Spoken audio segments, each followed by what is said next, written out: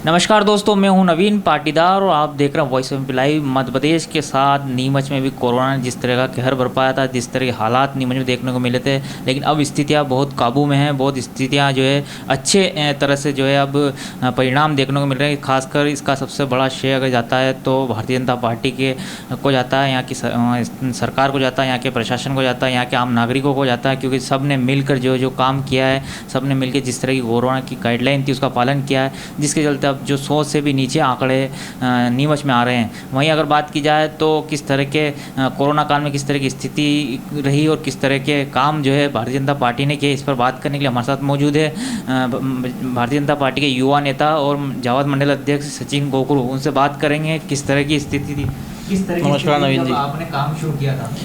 जब हमने काम शुरू किया था कोरोना पैर पसार चुका था।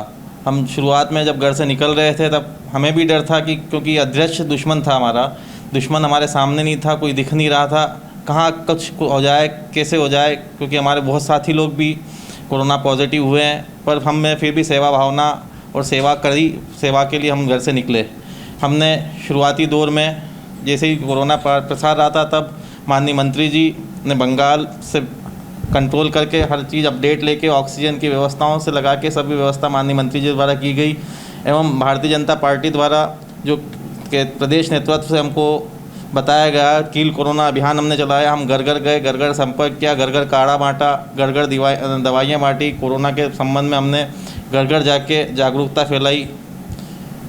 अब जो है ब्लैक फंगस की महामारी भी एक विशेष रूप से देखी जा रही है, जिसे देखा जाए तो नीमच में खासकर मनासा क्षेत्र में ब्लैक फंगस को लेकर मामले ज़्यादा दिखे हैं। तो क्या सरकार के प्रयास हैं, किस तरह के पार्टी के प्रयास हैं कि इस पर जो है काबू पाया जाए?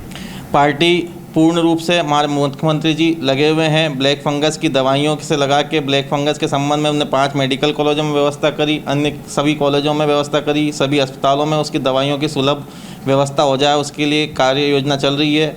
इसके संबंध में माननीय मुख्यमंत्री जी और पार्टी के प्रदेश नेतृत्व पूरी टीम के साथ लगा हुआ है। सचिन जी, अगर बात की जाए तो नीमच में स्थितियाँ भले ही अभी काबू में आ चुकी हो, लेकिन व्यवस्थाओं को लेकर अभी भी कई तरह के सवाल खड़े जिला अस्पताल की हो रहे हैं। क्या और भी जो व्यवस्थाएं ठीक की जाएगी? जिला अस्पताल में भी व्यवस्थाएं ठीक की जाएगी। उसके साथ साथ पेरी में भी जो है लगभग हमारे मंत्री जी ने बताया है कि 50 बेड के सभी कोविड सेंटरों पे अस्पताल बनाए जाएंगे, जिससे कि आने वाली 3rd वेव की तैयारी पूर्व से ही की जाए, क्योंकि CT स्कैन मशीन हमारी आने वाली है, ऑक्सीजन प्लांट हमारे आने वाले हैं, हम पूरी तरह तैयार हैं। सचिन जी, अगर बात की जाए जावद की बात की जाए तो जावद में किस तरह की स्थिति अभी हाल ही? जावद में वैसे कोरोना का कहर कम था। मैं भगवान का शुक्रिया अदा करना चाहता हूं कि कोरोना का कहर जावद में अपेक्षाकृत कम था। उसके साथ साथ ही जावद में पेरी में सिंगोली से लगा के जावद तक हमने सिंगोली, रतनगढ़, डिक्केन, सरवानिया महाराज और जावद में कोविड केयर सेंटर की शुरुआत करी। जावद का Covid care centre 35 oxygen bed और 50 आइसोलेशन बेड के साथ तैयार था।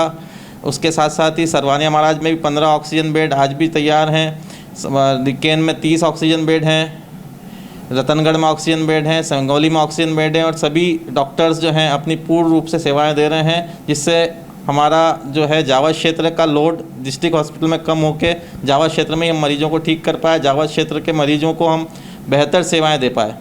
सचिन जी, अगर बात की जाए तो आयुष्मान कार्ड के तहत निजी अस्पतालों को इलाज करने की कहा गया, लेकिन देखा जा रहा है कि जो खबरें आ रही है वो देख रहे हैं कि डॉक्टर मना कर रहे हैं। दूसरी तरफ बात की जाए तो जो बड़ा रुपया भी जो है प्राइवेट अस्पताल वाले इन मरीजों से ले रहे हैं। तो क्या कहेंगे, मंत्री जी से इस विषय में चर्चा करेंगे? मंत्री जी से इस विषय में चर्चा हुई। मंत्री जी ने भी बताया कि प्राइवेट अस्पतालों द्वारा स्वयं, क्योंकि पूर्व में आयुष्मान में कम राशि दी जाती थी, पर आयुष्मान में राशि बढ़ा दी गई, 3000 रुपये पर बेड कर दी गई। उसके कारण ही आयुष्मान योजना में प्राइवेट अस्पतालों ने अपना एनपैनलमेंट करवाया और एनपैनलमेंट कराने के साथ साथ वो प्राइवेट अस्पताल भी अपना इलाज कर रहे हैं आयुष्मान कार्ड में।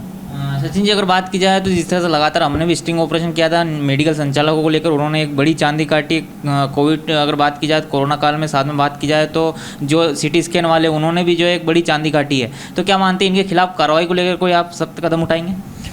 अभी सभी जो लोग काम कर रहे थे उनके साथ काम हुआ है। जैसे भी जिनने भी चांदी काटी है, जिसने भी जो भी करा है, आपदा में अवसर की जो करी है उसकी जांच चल रही है। जांच के बाद माननीय मंत्री जी एवं सभी जनप्रतिनिधि इस बारे में जो भी एक्शन लेंगे। बड़ी बात मंडल अध्यक्ष सचिन गोकरू ने कही है कि जिस तरह से हमने मुद्दा उठाया था कि इस आपदा के अवसर में जो है जिस तरह चांदी काटने का काम निजी मेडिकल संचालक, कुछ हॉस्पिटल संचालक और सिटी स्कैन संचालक जो कर रहे थे, जिस तरह से खबरें आ रही थी, हमने मेडिकल को लेकर एक स्टिंग ऑपरेशन किया था और बताया था किस तरह से जो है ऑक्सीजन के बाद जो ऑक्सीमीटर की मारामारी हो रही थी, दूसरी तरफ फ्लोमीटर की मारामारी हो रही थी, तो उसमें जो है बड़ी पैमाने पर चांदी काटी गई है। तो उसे लेकर उन्होंने कहा है कि एक जाँच की जा रही है, जाँच के बाद जिस तरह के रिपोर्ट आएगी उसके बाद इन जो लोग होंगे के खिलाफ कार्रवाई की जाएगी। साथ ही नीमच में किस तरह की स्थिति और अभी स्थिति किस तरह पर काबू पा लिया गया है, इस पर भी उन्होंने पूरी स्थिति बताई है। यह था अब तक का अपडेट। इस तरह के अपडेट के लिए बने रहे हमारे साथ। जय हिंद, जय भारत।